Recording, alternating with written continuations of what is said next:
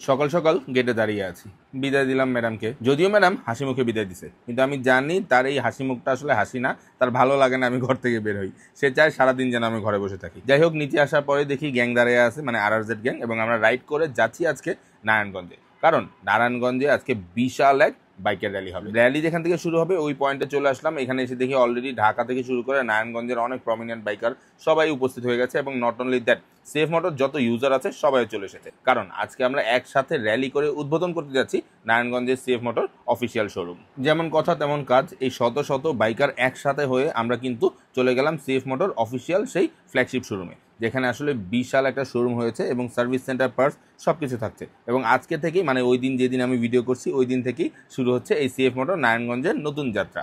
উদ্বোধন শেষ হলো, এবং উদ্বোধনের পরপরই RRZ এর যেমন কাজ, সেটা হচ্ছে তারা বড় বড় উইলি মেরে ওয়েলকাম করলো সিএফ মোটরকে নারায়ণগঞ্জে। হ্যাঁ, RRZ এর ছেলেমেলে মানেই হইতেছে স্টান্ট, আর স্টান্ট মানেই হইতেছে RRZ। তো অফিসিয়াল কোনো স্টান্ট শো ছিল না, জাস্ট RRZ একটা ওয়ার্ম আপ করলো, কারণ এই বাইকাররা কিন্তু এই জিনিসগুলো খুব বেশি পছন্দ করে। তো বাইরের সব ফর্মালিটিগুলো শেষ করে আমরা ভিতরে ঢুকে দেখলাম খুব সুন্দর একটা শোরুম হয়েছে, যদিও প্রচুর বাইকার আসছে, আর এত ভিড়ের মধ্যে শোরুমটা আমরা ঠিকমতো হয়তো দেখাতে পারছি না, অন্য কোনো সময় দেখাবো।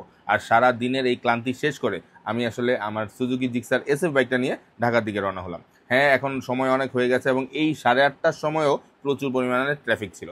এই ট্রাফিক শেষ করে, এই জনজীবনের ব্যস্ত জীবন শেষ করে চলে আসি বাসায়। আর বাসায় নিয়ে আসি ম্যাডামের জন্য তরমুজ, কারণ ম্যাডাম খুব বেশি পছন্দ করে। আর তরমুজটা যখন ননিকে দিলাম, দেখেন ননির কি অবস্থা হয়, ধরতে পারতেছে না, এত ওজন, ওরে বাপ রে বাপ। ওই দিনের অ্যাক্টিভিটি শেষ করার পর পরদিন সকালবেলা ঘুম থেকে উঠেই দেখি আমার শাশুড়ি আম্মা আমসত্ত্ব বানাইছে, প্রিমিয়াম কোয়ালিটির আমসত্ত্ব, খুবই টেস্টি ছিল। যাই হোক, 11:15টার সময় আমি অফিসের উদ্দেশ্যে বের হচ্ছি, আর আমার হাতে আছে আমার লাঞ্চ। যাক, সবসময় মতো চুলগুলো খুব বেশি ডিস্টার্ব করতেছিল, কিন্তু কিছু করার নেই, আই লাভ মাই চুল। তো আমি একটু ফাঁকিবাজ, যার কারণে একটু দেরি করে অফিসে আসি। দুপুর 1টার দিকে আমি অফিসে ঢুকতেছি, মানে এখন লাঞ্চ টাইমের অথবা লাঞ্চ ব্রেক চলতেছে অফিসে, আর এই টাইমে আমি গেছি। আর যায়া দেখি আমাদের স্যার জো মিষ্টি খাইতেছে। তো এই মিষ্টি কোত্থেকে আসছে বলতেছিল, খুবই টেস্টি মিষ্টি, খুব করে বলতেছিল ভাইয়া মিষ্টিগুলো খান। আমি তো খুব ভাব নিতেছিলাম, না না না, আমি মিষ্টি পছন্দ করি না, আমি খাবো না, আমি সিঙ্গারাগুলো খাচ্ছি, মিষ্টি খাবো না। তো খাবো না করতে করতে আসলে একটা ট্রাই করি, আর ট্রাই করে দেখি ও মা, এটা অনেক মজা, অনেক সফট, একদম ছানা মিষ্টি। আমাদের শুভ নিয়ে আসছে তার নতুন বাইক কেনা উপলক্ষে।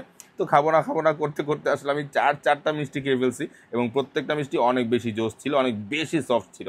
অনেকদিন পরে এত মজার একটা মিষ্টি খাইলাম। তো সারাদিনের অফিসের কাজ শেষ করে চলে এসেছি হসপিটালে। না, আলহামদুলিল্লাহ কেউ অসুস্থ না, আমরা রেগুলার চেক আপে আসছি, কারণ তখনও কিন্তু আমাদের দোয়া মামুনি দুনিয়াতে আসে নাই। তো দোয়া মামুনি এবং তার মাকে চেক করানোর জন্য আমরা ফুল টিম, মানে ফুল ফ্যামিলি চলে আসছি, এবং এটা শেষ করার পরে আমরা চলে আসছি পিজা খেতে, কারণ তানিশা ইয়াসমিন আজকে আমাদেরকে পিজা ট্রিট দিবে। তবে পিজা খাওয়ার আগে আমার ওয়াফেল দেখে মনে হচ্ছিল ওয়াফেল খেলে মজা হবে। যাই হোক, বাইকটা নিচে পার্ক করলাম, বাইক নিচে পার্ক করে আমরা সবাই মিলে ওয়াফেলের সামনে দিয়ে হেঁটে হেঁটে যাব পিজা বার্গে। আমি বললাম ওয়াফেল খাই, কিন্তু না, তারা কেউ ওয়াফেল খাবে না, তাদের দরকার পিজা। পরে তানিশা ইয়াসমিন অবশ্য আমাকে বলছে যে পিজা খাওয়া আসার পরে সে আমাকে ওয়াফেল খাওয়াবে। তো এই ভরসায় আমি তার সাথে এগিয়ে গেলাম পিজা বার্গের পিজা খেতে। যদিও পিজা আমার কাছে খুব বেশি স্পেশাল লাগে না, কারণ আই লাভ বার্গার, আমার বার্গার ভালো লাগে। পিজা যে খাই না ব্যাপারটা এমন না, কিন্তু পিজার থেকে বার্গার বেশি ভালো লাগে। তো অর্ডার দিয়ে আমরা বসে আছিলাম, ননিমনি বারবার দেখাচ্ছিল কখন আসবে। যাই হোক, গুলশানের এই পিজা বার্গটার ডেকোরেশন একটু ডিফারেন্ট আমার কাছে মনে হয়েছে। যদিও পিজা বার্গের প্রত্যেকটাই এরকম অনেক কালারফুল করা, তবে এটা একটু অন্যরকম আমার কাছে লাগছে। খারাপ না, ভালো ডেকোরেশন ছিল। তো ওয়েট করতে করতে অবশেষে চলে এসলো আমাদের পিজা। তো পিজা যখন এটা টুংটুং করছে আমরা প্রেস করলাম, এবং চলে আসছে আমাদের সামনে বিশাল সাইজের এক পিজা। পিজাটা অনেক বেশি জুসি ছিল এবং অনেক বেশি টেস্টি ছিল।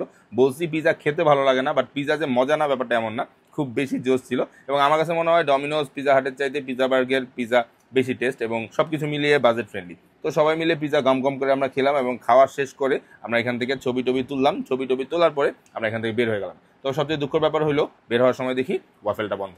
যাই হোক, এই ছিল আজকে সারাদিনের অ্যাক্টিভিটিস। পরদিনে আমার আবারও দিন শুরু। আমি আমার লাঞ্চ বক্স ফালাই আসছিলাম, তো ননি আমার জন্য লাঞ্চ বক্স নিয়ে আসছে। তো লাঞ্চ বক্স দেওয়ার পরে ননি টাটা দিয়ে দিল, এবং আমার নতুন একটা দিনে শুরু হলো। আসলে আমাদের ছেলেদের সারাদিন অনেক ব্যস্ত থাকতে হয়, কিন্তু তারপরেও ব্যস্ততার পাশাপাশি ফ্যামিলিকে সময় দেওয়া খুব বেশি ইম্পর্টেন্ট। আর ফ্যামিলি এবং কাজের সময়, এই দুইটা জিনিস যেই ছেলেটা সবচেয়ে বেশি ব্যালেন্স করতে পারে, তার লাইফ কিন্তু সবচেয়ে বেশি হ্যাপি। আমিও যে খুব পারফেক্ট ব্যালেন্স করতে পারি ব্যাপারটা তাই না, বাট আমি চেষ্টা করি, এবং আমি বলবো আপনারাও চেষ্টা করবেন। কারণ আপনার কাজে যেমন সময় দেওয়া জরুরি, তেমনি পরিবারকে সময় দেওয়া জরুরি। আল্লাহ হাফেজ। আরে হ্যাঁ, ভিডিওটা যদি ভালো লাগে অবশ্যই একটা কমেন্ট করে যাবেন, যেন আমি ইন্সপায়ার হই রেগুলার আপনাদের এরকম ভিডিও দেওয়ার জন্য। আল্লাহ হাফেজ।